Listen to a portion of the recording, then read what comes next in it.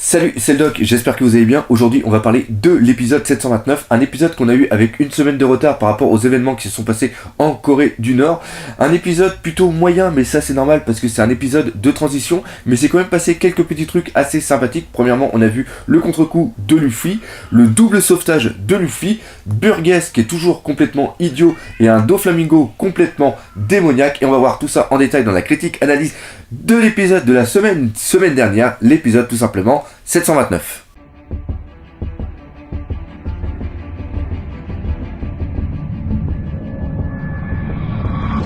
Comme pour tout début de vidéo, on va parler de la transposition entre l'épisode et les chapitres. Cet épisode 729 correspond à un chapitre entier, mais c'est un chapitre qui est à cheval par rapport à deux chapitres.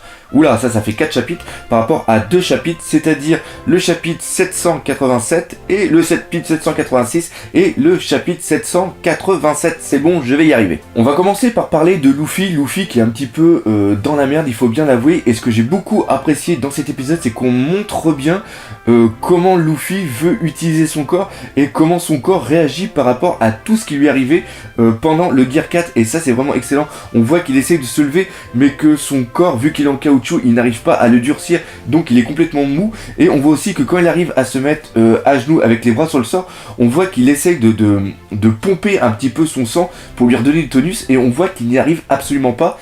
Et ça, encore une fois, je trouve que c'est vraiment bien, car c'est quelque chose en plus qui est nécessaire pour bien montrer un petit peu comment fonctionne le haki et comment fonctionne le corps de Luffy. Et ça, on ne l'a pas vu dans le manga, et encore une fois, ça c'est vraiment quelque chose que j'adore. Donc le problème de Luffy, c'est tout simplement qu'il n'a plus assez de haki pour pouvoir maintenir son Gear 4, et il a besoin de 10 minutes pour pouvoir recharger, je dirais pas la totalité de son haki, mais une partie de son haki pour pouvoir donner une bonne grosse patate de la mort à Doflamingo pour que celui-ci se couche enfin et laisse le peuple de Dressrosa tranquille. Et là, on peut voir quelque chose qui est assez sympa, que j'avais déjà dit dans de précédents épisodes et aussi des différents critiques de scan. C'est tout simplement que pour moi, le Gear 4, il l'a un tout petit peu maîtrisé vers la fin de son entraînement, et il a encore beaucoup de lacunes. Et ça va montrer justement toute une évolution qu'il va y avoir dans les futurs arcs, où justement Luffy va devoir plus maîtriser le haki, et on peut peut-être penser qu'il va avoir un enseignement qui va être fait par quelqu'un, on ne sait jamais. Donc encore une fois, Luffy a un certain niveau, mais son niveau ne lui permet pas d'avancer sereinement, tranquillement dans le reste du Nouveau Monde. Et donc Luffy se retrouve dans l'incapacité de pouvoir bouger, et Doflamingo vient de se réveiller, il est en train de se réparer un petit peu l'intérieur, et il va vraiment vouloir latter la gueule à Luffy. Et là on voit quelqu'un intervenir. Si quelqu'un l'avait vu, bon moi je le savais parce que j'ai lu les scans, mais quand j'ai lu les scans, je n'ai absolument pas vu le mec arriver, je ne savais pas que ça allait être lui. Et là on voit qui? On voit tout simplement Guts qui arrive, et Guts c'est tout simplement le présentateur. Et là encore une fois, Ichiro Oda est vraiment très très bon pour ça, car si on peut prendre par exemple Dragon Ball, où on avait plusieurs tournois, on a le présentateur est assez sympathique, mais il n'a aucune interaction avec les mecs, la Z-Team ou quoi que ce soit.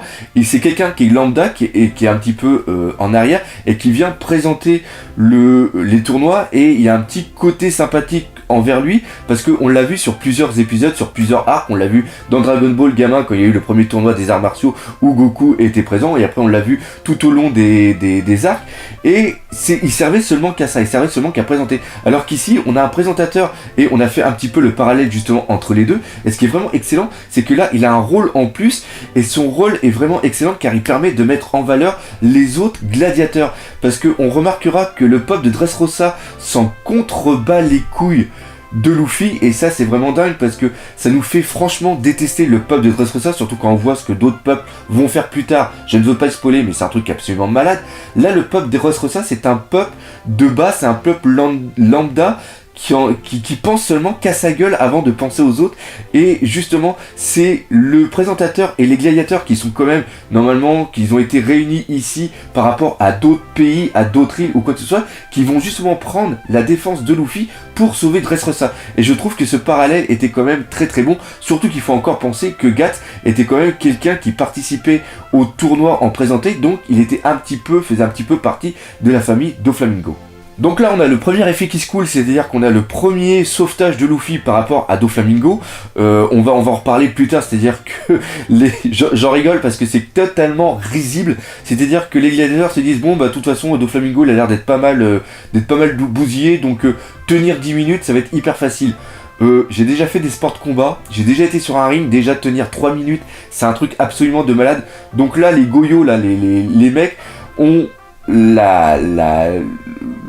comment dire ça, ils se surestiment tellement, ou ils sous-estiment tellement Doflamingo qu'ils ont l'impression qu'ils vont pouvoir tenir 10 minutes, et ça c'est un truc de malade. J'en parlerai à la fin de la vidéo parce que ça c'est un truc qui était complètement excellent. Donc ce qui se passe c'est que le premier sauvetage, le premier effet qui se coule, c'est-à-dire que c'est Guts qui l'a pris pour le sauver de Doflamingo, et là on a quelqu'un qui arrive, qui arrive, qu'on l'avait vu un petit peu venir, c'est tout simplement Burgess, et Burgess on peut dire qu'il est pas content. Et il y en a un autre justement aussi qui est pas content, c'est Sabo, et Sabo il va protéger son petit frère en foutant un coup de latte dans la gueule de Burgess qui était absolument magistral, qui était totalement jouissif, et l'échange qu'il va y avoir après entre Sabo et Burgess est un échange, il y a quelques phrases qui sont pourtant super importantes. Premièrement, Sabo annonce qu'il est là pour protéger son petit frère, et là on voit Burgess qui dit « Cette phrase me rappelle quelque chose », et là il fait justement le parallèle entre Ace et Sabo. Ça c'est quand même assez bon, parce qu'on voit une putée de corrélation entre les deux. D'ailleurs après on a le flashback du combat de Barbe Noire contre Ace qui était quand même assez magnifique, et ça c'est vraiment très bon parce que Sabo va dire quelque chose d'absolument génial, c'est-à-dire qu'on s'attendait tous à ce que Sabo pète les plombs parce que devant lui il a une des personnes qui a conduit à l'arrestation de Ace par Barbe Noire, et donc à sa mise à mort sur Marineford. C'est-à-dire que tout est complètement lié, donc on peut imaginer complètement que Sabo perdent les plombs et disent c'est à cause de toi que mon frère est mort et je vais te tuer. Et là on voit que Sabo est quelqu'un de super réfléchi. Je sais pas si c'est parce qu'il a été avec Dragon, non, parce que Dragon il est complètement idiot, il a l'air complètement what the fuck totalement, mais on peut voir que quand même côtoyer des personnes qui sont assez intelligentes au niveau de l'armée révolutionnaire a permis de mettre un petit peu de grain, un petit peu de plomb je veux dire dans la tête de Sabo. Et Sabo explique tout simplement que Ace a fait ses choix et ce qui lui est arrivé résulte principalement de ses choix. Et ça c'est vraiment génial. Par contre on voit qu'il s'en veut de ne pas avoir été là pour protéger Ace, mais cette erreur il ne la fera pas car maintenant il est là pour protéger Luffy, et ça en un sens c'est génial. La deuxième chose excellente, c'est que Burgess dit à Sabo on n'a rien contre vous, l'armée des révolutionnaires. Et ça peut être bien parce que peut-être que Barbe Noire a un plan par rapport peut-être à sa domination du monde ou quoi que ce soit, mais il pense sûrement que pour l'instant les révolutionnaires sont une grande menace, donc il ne veut pas se foutre cette menace à dos. C'est comme ça que franchement j'ai ressenti cette phrase, c'est-à-dire que Burgess dit vous les révolutionnaires on vous laisse tranquille parce que pour l'instant on n'a rien à faire avec vous, donc laisse-moi tranquille en gros. Et ça en un sens ça peut apporter un petit peu d'informations sur le futur pour ceux, encore une fois je veux pas spoiler, mais pour ceux qui voient la suite de ce qui va se passer un tout petit peu justement entre Barbe Noire et les révolutionnaires. Ça peut être, on a ici quelque chose qui est quand même super important. La troisième chose, c'est que Sabo essaye de détourner l'intention de Burgess, parce qu'on sait que Burgess il en veut par rapport à Luffy pour lui prendre son fruit du démon, et les révolutionnaires sont justement au courant que Barbe Noire depuis 2 ans fait la chasse, j'ai réussi à le dire, au fruit du démon. Donc Burgess était ici justement pour prendre le Mera Mera no Mi, et le fait que Sabo devant Burgess foute son doigt avec une flamme, il est en train de montrer que c'est lui maintenant qui a le Mera Mera no Mi, et donc Sabo devient la priorité de Burgess par rapport à Luffy, et ça permet justement à Luffy de partir avec Guts tranquille. Et justement là on va voir le début du combat de Sabo contre Burgess, et ça remonte encore une fois que Sabo est super intelligent et que Sabo réfléchit. Et si on voit que Sabo lui réfléchit, on voit par contre que Burgess lui c'est toujours un putain de débile profond de sa mère. Ce mec c'est l'un des plus cons de tout l'univers de One Piece. Il est complètement incroyable. Il voit que justement Sabo possède le Logia des flammes, le Logia du soleil autant pour moi.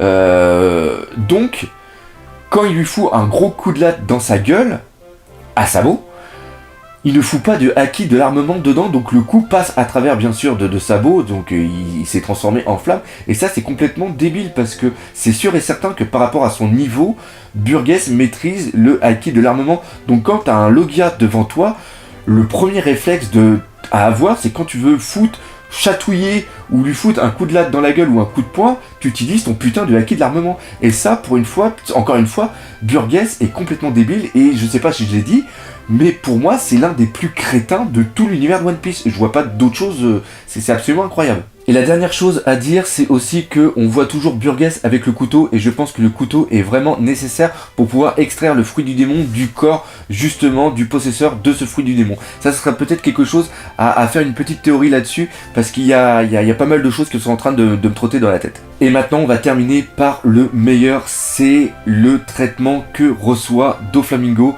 Et au niveau de l'animation, c'est absolument génial, c'est splendide, c'est, comme je l'ai dit tout à l'heure, c'est absolument jouissif. Et tout simplement pour la bonne raison que grâce à l'animation, on a un truc qui est absolument fondamental, qui est très important, c'est la musique. Et là, quand on voit Doflamingo avec les couleurs, c'est ces couleurs qui sont un petit peu dans un mélange entre l'orange, le violet, le jaune, il avance avec derrière lui c'est comment ça s'appelle, ces fils qui viennent comme une sorte de pieuvre où sont empalés les guerriers. C'est absolument jouissif. Encore une fois, ces guerriers qui ont complètement, soit se sont surestimés, soit ont complètement sous-estimé Doflamingo. Et la phrase qu'a Doflamingo, c'est un truc de dingue. C'est-à-dire que les mecs ils disent putain, comment il fait pour avoir autant d'énergie pour nous maîtriser. Et là, Doflamingo répond de toute façon, face à des merdes comme vous, j'ai même pas besoin d'énergie. Et ça, c'est absolument génial. Et je reviens sur ce que j'ai dit, ce que je voulais dire normalement à la base. C'est-à-dire qu'on a cette putain de musique qui est toujours la même. Je sais plus, c'est de l'orgue. Putain, je me rappelle plus le nom de